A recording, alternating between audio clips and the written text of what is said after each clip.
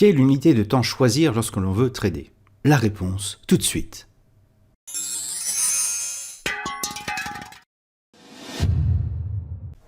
Bonjour chers amis traders. Lorsque l'on essaie de trader pour la première fois, on se pose toujours plusieurs questions. Parmi celles-ci, il y en a une qui revient souvent qui est dans quelle unité de temps dois-je intervenir? Je dirais qu'il y a deux éléments essentiels qui vont faire choisir notre unité de temps. C'est tout d'abord la taille du capital et bien sûr la disponibilité qu'on a pour étudier et suivre les trades. Commençons déjà par l'évidence, avoir du temps pour suivre un trade. Sur un graphique 1 heure comme c'est le cas ici, il n'est pas forcément utile de rester tout le temps devant l'écran, mais de regarder à chaque formation d'une nouvelle bougie si ça a lieu s'il y a lieu d'intervenir ou pas. Donc sur un intervalle d'1 heure, bien effectivement, pouvoir jeter un petit coup d'œil toutes les heures, ça paraît logique. Évidemment, si on se rapproche sur des unités de temps beaucoup plus courtes, comme du 1 minute, il faut avoir du temps devant soi. Il n'est pas question de cumuler un travail et de regarder ces courbes.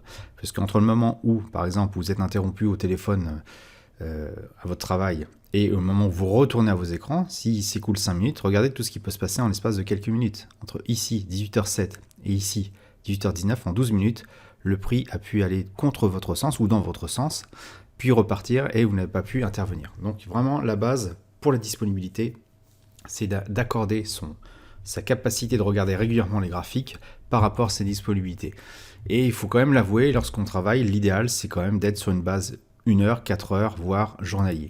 Pourquoi ? Tout simplement, si on travaille, qu'on a quelque chose d'assez prenant, que ce soit le travail à l'usine, à la chaîne où on n'a pas accès à un ordinateur, ou même le travail qui nécessite vraiment d'être présent, comme une formation que l'on donne ou autre, on ne peut pas regarder les courbes toutes les heures, toutes les 5 minutes. Et donc, regarder tous les soirs, lorsqu'on rentre chez soi, ça a du sens. Ça a encore plus de sens sur les courbes des actions, plutôt que sur le courbe du Forex, dans la mesure où justement après 17h30 pour les actions, en tout cas pour la partie bourse, le marché est fermé, donc on peut prendre le temps à tête reposée de voir ce qui se passe.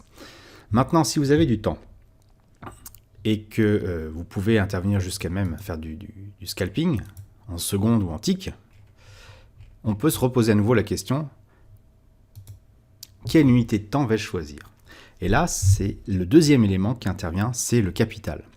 On va constater une chose assez importante. À partir du moment où on se fixe, comme par exemple une règle, ça peut être n'importe laquelle autre pour vous, mais de se dire que le stop loss sera mis à une certaine distance correspondant plus ou moins à la volatilité, ce qui est le cas avec donc mes courbes ici, mes enveloppes qui correspondent au maximum et au minimum du prix, plus ou moins 3 fois l'average true range, on va constater une chose. Si par exemple je décide là d'acheter et que je suis en unité de temps 1 seconde, avec, allez on va prendre un contrat, je suis sur le DAX. Si j'achète, mon stop loss lui va correspondre à un risque de 3,40 €. Tout à fait acceptable, je pense, pour la plupart d'entre nous.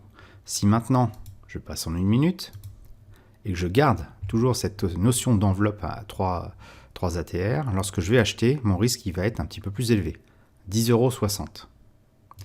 Si je passe maintenant à 5 minutes, le risque passe à près de 40 €. Ça commence déjà à être beaucoup plus stressant. Si je passe à 15 minutes, ce qui est somme toute raisonnable pour un suivi en swing trading ou en intraday, on se retrouve avec un risque de 100 €. Et là, ça commence vraiment à piquer. Donc vous comprenez bien que plus on s'éloigne dans le temps, si j'arrive par exemple à une journée, plus on s'éloigne dans le temps, plus le risque va être conséquent en valeur absolue. Voilà, 700 € pour un contrat de DAX sur une perspective journalière. Et donc à un moment donné, si vous voulez avoir 1% de votre capital en termes de risque, et aussi par rapport à votre aversion au risque, si vous acceptez de perdre jusqu'à 100 € mais pas au-delà, vous voyez tout de suite que vous allez être limité dans le choix de l'unité de temps. Alors est-ce à dire qu'il faille absolument se mettre en scalping et faire systématiquement du 1 minute, 2 minutes, 5 minutes? Non, parce qu'effectivement le risque il va peut-être être moins important ici, à peu près une dizaine d'euros. Le problème, c'est que le stop, il va être probablement touché plus souvent, et donc vous allez augmenter les trades. Et donc, finalement, en additionnant vos pertes au fur et à mesure, vous allez être plus perdant que si vous avez peut-être pris un peu plus de recul en prenant ne serait-ce par exemple une position sur du 5 minutes. Donc il faut bien prendre ça en compte. Au-delà du risque à chaque trade, il y a également ce que j'appelle moi le facteur d'opportunité, qui est tout simplement le nombre de trades qu'on va pouvoir prendre sur une certaine période de temps. Si par exemple, avec ma technique de prendre peut-être un trade avec un risque de 100 € sur une base d'une heure, si j'en prends qu'un par semaine, donc je vais risquer effectivement mes 100 € sur la semaine. Maintenant, si comme là je suis en 5 minutes et que j'ai un risque de 40 €, mon trade finalement au lieu de durer à peu près 3-4 jours va durer 1 heure ou 2, je risque d'en prendre beaucoup plus et finalement peut-être d'augmenter mes pertes. Il y a déjà ce point-là. L'autre point également, c'est qu'il faut absolument se rappeler que plus on est dans des unités de temps courtes, plus finalement on va être soumis à tout ce qui est petites variations non prévues. Ce type de volatilité en pic qui explose et qui rebrousse dans l'autre sens, qu'on appelle vulgairement des chasses au stop, sont beaucoup plus apparentes lorsqu'on est dans une unité de temps extrêmement courte, alors que lorsqu'on est sur des unités de temps beaucoup plus longues, ces chasses au stop ne sont tout simplement pas possibles, parce qu'il faudra une telle quantité d'argent pour les réaliser, que voilà, il y en a beaucoup moins, c'est beaucoup plus fluide, il y a beaucoup moins de volatilité, il peut y en avoir quand même bien sûr, hein, mais beaucoup moins. Et donc en prenant effectivement un stop loss relativement étroit, on risque de se faire sortir, alors qu'un stop loss relativement large, le risque est beaucoup moins important, surtout lorsqu'on a des unités de temps plus longues. Donc, il y a un compromis à trouver entre ces différentes unités de temps, entre le super court qui effectivement augmente la difficulté et le risque de se faire sortir, et le très long qui augmente tout simplement le risque en termes d'argent. Et il faut savoir qu'effectivement, si je prends une base journalière et que je prends un risque de 700 € sur un trade, je risque d'avoir un petit problème vis-à-vis de la gestion de mes émotions, et donc de ne pas être capable de simplement de suivre mon trade correctement. Alors à l'inverse, il ne faut pas faire non plus cette erreur-là, que je vais vous montrer. Si par exemple vous êtes sur une base un petit peu plus raisonnable d'une heure, vous vous dites, bon, mon stop loss, si j'achète là, il est à 200 €, c'est trop pour moi. Bon, ce que je vais faire, c'est que je vais rapprocher stop. Comme ça, je me mets ici à 100 €, c'est plus acceptable pour moi.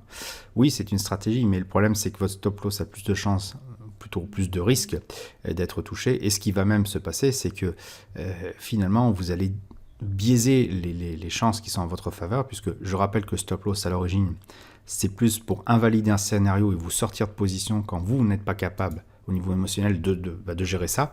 Ce n'est pas un jeu de pile ou face où on dit je gagne ou je perds. On pourrait envisager, dire voilà, je vais faire ça, je mets un take profit, je vais acheter. Donc là, j'estime que j'envisage de gagner 100 €. Par contre, je ne veux pas perdre plus de 40 €. Si je fais ça, déjà les statistiques vont être complètement faussées. Et en plus, ça va avoir aucun sens puisque en termes de stratégie, mettre mon stop loss ici n'est pas du tout adapté. Il faut plutôt le mettre sous le dernier creux ou effectivement en termes statistiques, comme je le fais moi, à une distance, il se trouve que là c'est à peu près la même chose, à une distance suffisamment grande pour laisser de l'amplitude au prix pour qu'il évolue, sans toutefois invalider le scénario s'il devait se rapprocher. Donc une sécurité double, en termes de taille de position bien sûr, mais aussi en termes de risque et par rapport à une cohérence du scénario qu'on a envisagé. Voilà, j'espère que vous avez apprécié cette vidéo. Si c'est le cas, n'hésitez pas à mettre un pouce bleu pour m'encourager à continuer. Vous pouvez vous abonner pour ne rater aucune nouvelle publication. Je vous dis merci et à bientôt sur le blog.